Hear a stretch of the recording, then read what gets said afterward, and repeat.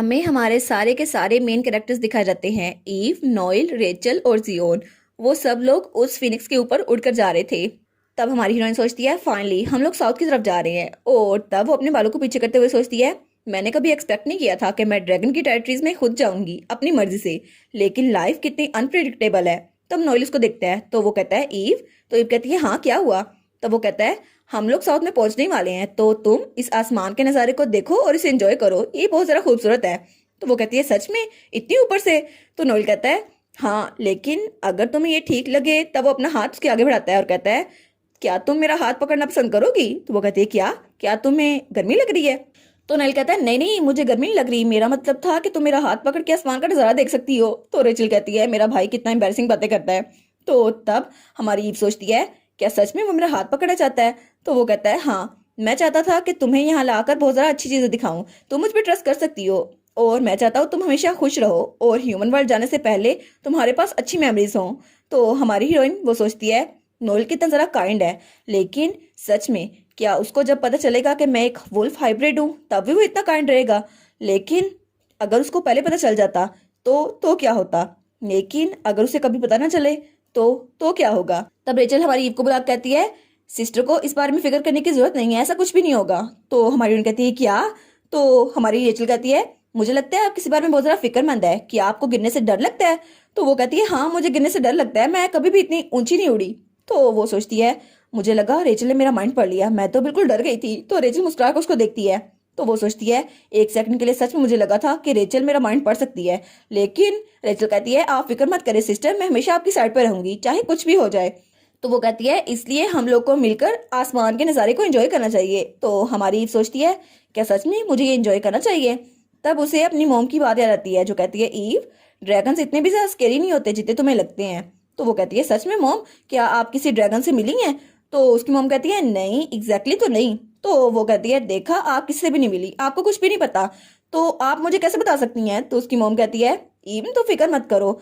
और तब उसके सर पे हाथ रखते हुए कहती है मैं खुद नहीं मिली, लेकिन मेरी ग्रेट ग्रैंड मदर ने मुझे बताया था कि ड्रैगन्स बहुत ज़रा काइंड होते हैं, जितना हमें लगता है उससे भी ज़रा काइंड। तो वो कहती है कि सच में वो इतने काइंड होते हैं, लेकिन ये तो पुरानी कहानी है ना, आपको कौन सा पता है, ये तो आपने सुनी थी। तो उसकी मम कहती है हाँ हाँ, लेकिन ये कहानी जनरेशन से चली आ रही है और तुम्हें पता है ड्रैगन्स बहुत ज़्यादा जेंटल क्रिएचर होते हैं। और फिर वो स्माइल करते हुए कहती है इसलिए मेरी प्यारी बेटी ईव, अगर तुम्हें कोई ड्रैगन मिले तो तुम उसके साथ काइंड रहना। तो तुम ये करोगी है ना। तब हमारी ईव अपनी मॉम की बात सुनकर मुस्कुराती है और तब वो कहती है क्या तुम मेरा और जियोन का हाथ पकड़ना पसंद नहीं करोगे। तो वो दोनों अपना हाथ आगे बढ़ाते हैं। तो नोएल उसका हाथ पकड़ता है, वो कहता है हाँ बिल्कुल हम ऐसा करेंगे। और उसके बाद वो लोग मिलकर आसमान का नज़ारा देखते हैं जो सच में बहुत ही ज़्यादा खूबसूरत लग रहा था। और उसके बाद हमें उनका महल दिखा जाता है और ईव और जियोन तो बहुत ज़्यादा शौक थे। तो जियोन कहता है सच में सिस्टर ये हेवन है। तो ईव सोचती है हाँ, मुझे तो हेवन ही लग रही है। और वहां पर फूल खिले हुए थे। वो सोचती है मुझे लगा था यहाँ डिजर्ट होगा, लेकिन यहाँ तो हर जगह फूल खिले हुए हैं, ये जगह कितनी ज़रा अमेजिंग है। तब एक तितली आकर हमारे जीवन के हाथ पे बैठती है। तो वो कहता है सिस्टर देखे तो सही, मेरे हाथ पे कोई चीज़ बैठी है। तो हमारी जीवन कहती है ये तो एक बटरफ्लाई है, मैंने इसको बुक्स में देखा था, लेकिन पहली बार मैं खुद यहाँ पर इसको देख रही हूँ। तो वो तितली उठ कर वहां जल लगती है। तो जीवन कहता है देखा ये उड़ रही है। तो हमारी जीवन कहती है जियोन कहीं और मत जाओ, लेकिन अगर तुम गिर गए तभी हमारा जियोन किससे टकराता है। तो वो कहता है क्या। तो वो कहता है मुझे माफ कीजिएगा। तो उसके सामने जो भी था वो कहता है ऐसा लगता है तुम्हें माफी मांगना और रिस्पॉन्सिबिलिटी लेना आता है। और वो वही आदमी था जिसकी हमारे जियोन ने हेल्प की थी। तो वो हमारे जियोन के सर पे हाथ रखते हुए कहता है तुम कैसे हो छोटे बच्चे। तो वो कहता है सच में अंकल ये आप हैं, लेकिन आप यहाँ पर क्या कर रहे हैं। तो तब वहां पर हमारी हीरोइन आती है, वो कहती है ये आदमी। तो वो आदमी कहता है मुझे माफ कीजिएगा, पिछली बार जब सिचुएशन थी मैं आपको खुद को ग्रीट नहीं कर पाया।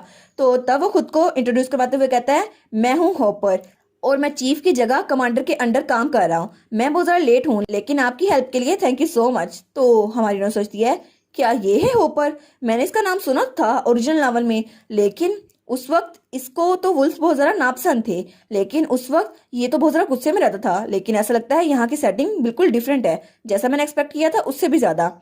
और मुझे लगता है कि ये इसे ऐसा लगता है कि मैं इंसान हूँ, लेकिन इसका नॉर्थ में जाना मुझे थोड़ा परेशान कर रहा है। तो तब वो कहता है अगर आपको कुछ भी चाहिए हो फ्यूचर में तो मुझे बताइएगा। तो हमारी हीरोइन कहती है सच में कुछ भी? तो वो कहता है हाँ बिल्कुल। तो हमारी हीरोइन कहती है अगर ऐसा ही है तो क्या मैं ऐसी बुक दे सकती हूँ जैसे स्क्रोल होते हैं जो सिर्फ साउथ में मिलते हैं? तो वो थोड़ा पास होता है और फिर कहता है हाँ, यहाँ पे एक लाइब्रेरी है तो सही जिनमें स्क्रोल्स रखे हुए हैं, लेकिन वहां पर एक्सेस मिलना बहुत ज्यादा मुश्किल है। तो हमारी हीरोइन सोचती है ओ आई सी, मुझे लगा था कि ये मुझे वो सब कुछ दे देगा, लेकिन शायद ये थोड़ी एहतियात बरत रहा है। और फिर वो सोचती है वेल जब तक मैं यहाँ पर हूँ मैं नॉर्थ के बारे में और साउथ के बारे में अच्छे से पता कर सकती हूँ। तो तब वो कहता है आपका सफर आसान ही रहा होगा है ना, आप उड़ कर आई हैं इतनी दूर से, तो मुझे लगता है आपको रेस्ट करने की जरूरत है। तब वो चुटकी बजाता है तो वहां पे मेड्स आ जाती हैं जो हमारी ईव को पकड़ के वहां से ले जा रही थी। तो ईव कहती है क्या ये लोग मुझे कहाँ ले जा रही हैं? तो तब वो उसको नहलाती हैं। तो ईव कहती है सच में ये मुझे नहला रही हैं? और उसके बाद उसको बहुत ज्यादा कपड़े दिखाए जाते हैं, वो बहुत ज्यादा फैशनेबल थे। वो कहती है वाह साउथ के वेदर के हिसाब से ये बहुत ज्यादा जबरदस्त हैं। और उसके बाद उसने कपड़े पहन लिए थे। वो सोचती है ये तो कुछ ज्यादा ही हो रहा है मेहमान के तौर पर। लेकिन तभी वो आदमी वहां पर आता है, कहता है ठीक है तो मैं आपको पूरा महल दिखाता हूँ। तो हमारी नून सोचती है सच में ये लोग मुझे इतने अच्छे से ट्रीट कर रहे हैं, लेकिन वो कहती है थैंक यू, हालांकि मैं आउटसाइडर हूँ लेकिन आपने मुझे इतने अच्छे से ट्रीट किया। तो वो कहता है आउटसाइडर? आपने कहा आउटसाइडर, लेकिन आप तो कमांडर की कंपेनियन नहीं है ना? तो हमारी कहती है क्या मैं?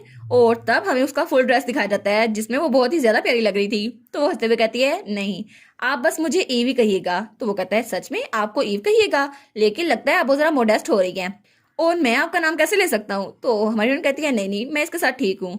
और वो सोचती है मुझे लोगों को ये नहीं कहना चाहिए कि मैं कमांडर की कंपेनियन हूँ, मैंने तो वो लफ्ज बस खुद ही कह दिए थे, लेकिन मुझे इन्हें मना कर देना चाहिए। तब होपर कहता है क्या मैं आपका मकसद जान सकता हूँ जिसकी वजह से आप लाइब्रेरी जाना चाहती हैं, ताकि मैं आपकी हेल्प कर सकूँ जो बुक्स आप ढूंढ रही हैं? तो हमारी कहती है ओ वो। तो वो कहती है असल में मुझे ऐसी बुक्स चाहिए जिसमें साउथ के बारे में हो और नॉर्थ के बारे में भी, क्योंकि अब मैं साउथ में पहुंची हूँ तो मुझे साउथ के बारे में पता होना चाहिए। और वैसे भी मैं ड्रैगन्स के लेजेंड के बारे में पता करना चाहती हूँ ताकि मैं नॉल की हेल्प कर सकूँ। तो होपर कहता है तो इसका मतलब है आप सच में मास्टर की कंपेनियन बनना चाहती हैं? आई सी, अगर ऐसा है तो कंपेनियन होना बहुत ज़रा फायदेमंद है, लेकिन अच्छा होगा आप हिस्ट्री के बारे में पता कर लें। तो फिर वो उसको ले जाते हुए कहता है ठीक है मैं आपकी हेल्प करूंगा। तो ईव सोचती है ये तो कुछ ज़्यादा ही एक्स्ट्रा केयरफुल हो रहा है। तो वो सोचती है अगर मेरी आइडेंटिटी रिवील हो गई तो ये एरिया जियोन के लिए बहुत ज़्यादा डेंजरस होगा, इसलिए मैं नोल के बारे में पूछूंगी ताकि इसको मुझ पर शक ना हो, फिर मैं बाकी के बारे में पता कर लूंगी। और इस वक्त मुझे बस अपनी इमोशंस को कंट्रोल रखना होगा। और वैसे भी अभी तो मैं सिर्फ एक होपलेस केस हूँ, ताकि मैं अपनी आइडेंटिटी को छुपा के रख सकूं और जियोन और मैं खतरे में ना आए इन ड्रैगन्स के हाथों।